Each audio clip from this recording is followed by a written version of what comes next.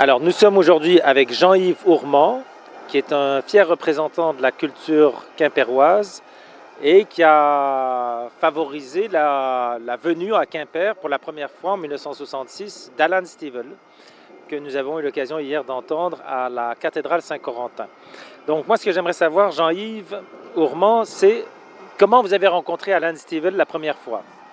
Alors, ancien sonneur du Bagad de Quimper qui s'appelait autrefois la Caverne Classique, j'avais pour camarade Youn Sikar, bombarde avec moi, qui fit ses études à Paris et qui intégra le Bagad de Blémore où le futur Alan Stivell était déjà joueur de cornemuse.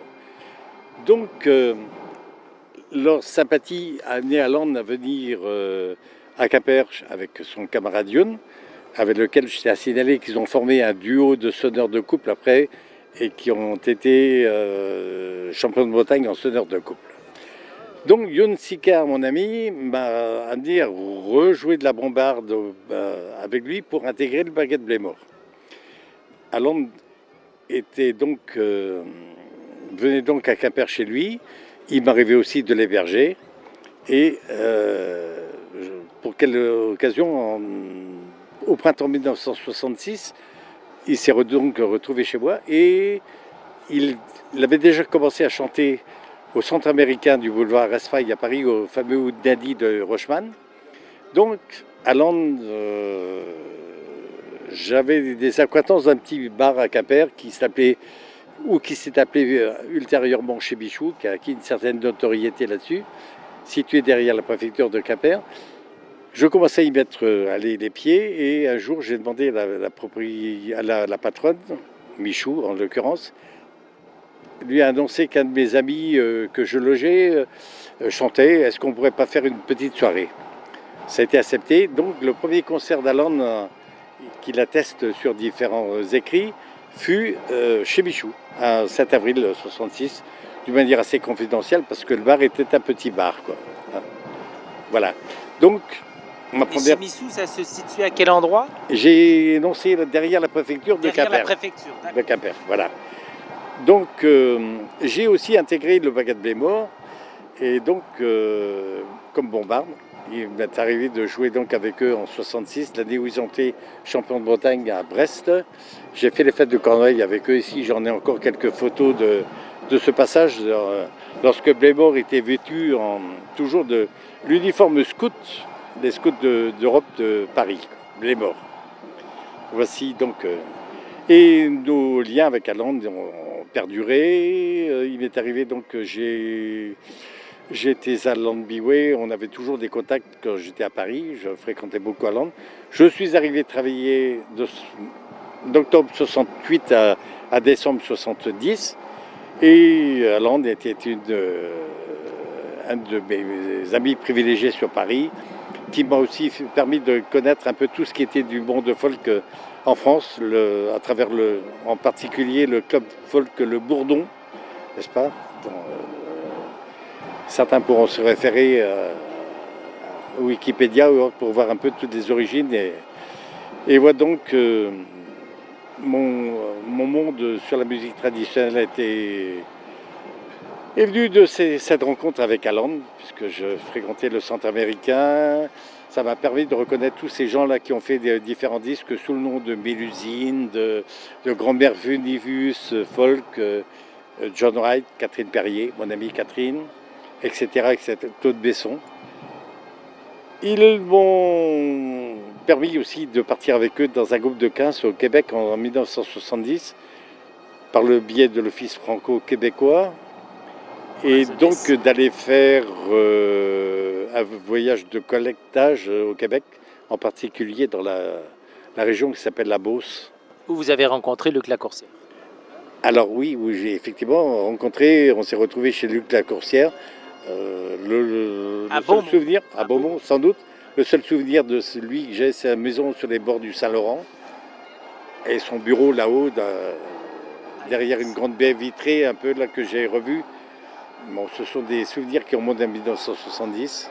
Revenons à Quimper et à cette rencontre avec Alan Stivell, Alan Cochevelou, et la transformation du nom de... Je reviens donc à 1966.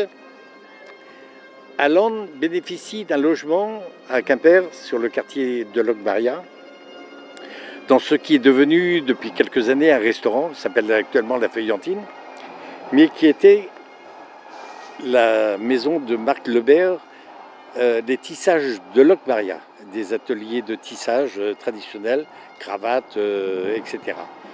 Et accolé à ce restaurant-là actuel, il y a une tour et qui servait à ses enfants, Marc Lebert, pour leurs loisirs, enfin, etc. Et Allende a habité là-dedans en juillet 66. J'y ai fait quelques petits enregistrements sur un petit matériel assez sommaire de ses chansons, où il chantait différentes choses comme La poupée qui fait non en breton et Le déserteur, enfin, etc. Voilà les premiers enregistrements que j'ai d'Allende, entre guillemets, en 66. Et dans cette maison qui est devenue le restaurant, il aboutissait il y a une fontaine et aboutit là-dedans le ruisseau, le Stivel, qui a donné son nom aussi à la place du Stivel là-dedans, qui intègre qui se jette dans l'Oder ensuite. Le Stivel, eh bien Allende, dont le nom de naissance est Cochevelou, Allende Cochevelou. Pour l'anecdote, au Bagat de Blémor, on le chatouillait en le surnommant à la niche Cochon Velu, donc ça faisait un peu désordre. Le nom Cochevelou, évidemment d'origine bretonne, Allende avait imaginé, c'est une supposition, que Cochevelou pouvait venir de Cochevelou, en Vente, Co le vieux, et Stivello, les fontaines. Voilà, donc il a associé cette origine du nom présumé de Cochevelou à Stivello et au singulier à Stivel, avec la particularité qu'il habitait dans une maison où arrivait le ruisseau Stivel. Voilà, tout simplement. Est-ce qu'on pourrait en déduire avec certitude que le ruisseau en question a inspiré Alain Cochevelou son changement de nom de famille? Oui, on peut le dire. Ça se passe à ce moment-là? Oui, ça se passe à ce moment-là. Ouais. Tout simplement, oui. Et il commence donc à s'appeler Stivel ensuite, 67, 68, je suis à Paris. Bon, il commence. Alors, Allende intégrait beaucoup le milieu folk avec comme camarades de tournée quelques Américains comme Steve Waring, Roger Mason, John Wright, anglais lui par contre, et quelques autres. Et il portait les deux patronymes au début. Il portait sur les pochettes de disques Cochevelou. Les premiers enregistrements d'Allende sont sous le nom d'Allende Cochevelou en harpe. Et il a fallu attendre les 45 tours fait chez Philips. Alors j'ai du mal à dater précisément le premier. Sans doute Crépuscule sur la rade, puis un disque dont il ne veut guère entendre parler, où il chante en français, Là où s'en va le vent, le bourreau, enfin, etc.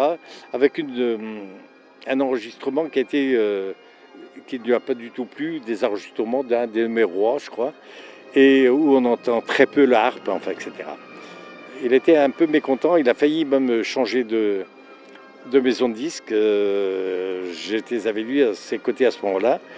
Et en fait, allez, je traduirais que Philips, ou du moins les filiales, parce que est-ce que c'était Fontana ou pas, peu importe, lui ont donné les coups des franches pour enregistrer le disque de 30 cm qui s'est appelé Reflet, où, comme par hasard encore, interviennent à l'orgue Roger Mason, au banjo Steve Waring, au violon Phil Fromont, qui fut de notre voyage au Québec, enfin, etc. Et donc ce disque, en fait, a acquis une belle... Ils se sont aperçus chez Philips, sans doute, que ça marchait très bien, très bien.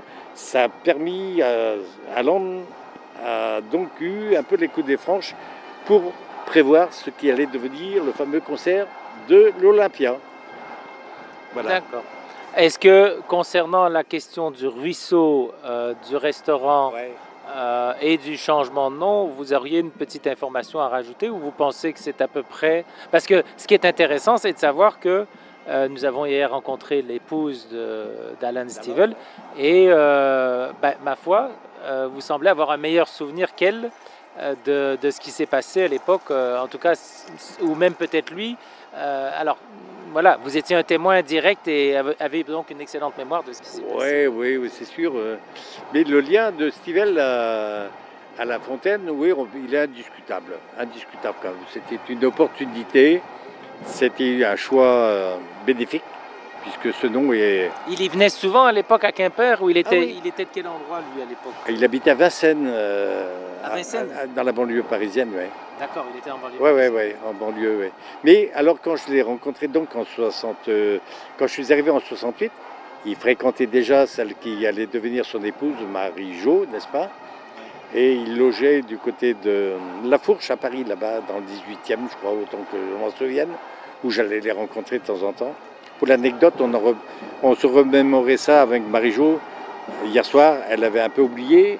J'ai participé à l'aider à empêcher Alan de dormir en fin d'année 70 parce que l'armée le sollicitait. Et puis, à coup de café et autres, on l'empêchait de dormir. Et il est arrivé d'une manière zombie un peu à l'armée qu'il a exempté de faire son service militaire, ce qui était heureux pour lui, car sa carrière s'annonçait prometteuse et l'armée l'aurait empêché pendant un an de faire son boulot, quoi, tout simplement. Un grand merci pour toutes ces informations et bonne continuation sur Quimper. Voilà, oui. Les souvenirs aussi, ils sont là, ils s'estompent parfois. Parfois, certains ont pas tout à fait les mêmes souvenirs que d'autres, parce que dans l'anecdote de 66, je reviendrai quand même sur une chose, c'est qu'Alan logeait donc au-dessus de ce restaurant-là, et avec le propriétaire des tissages de Maria, qui s'appelait Marc Lebert, qui avait des amis à Bénodet.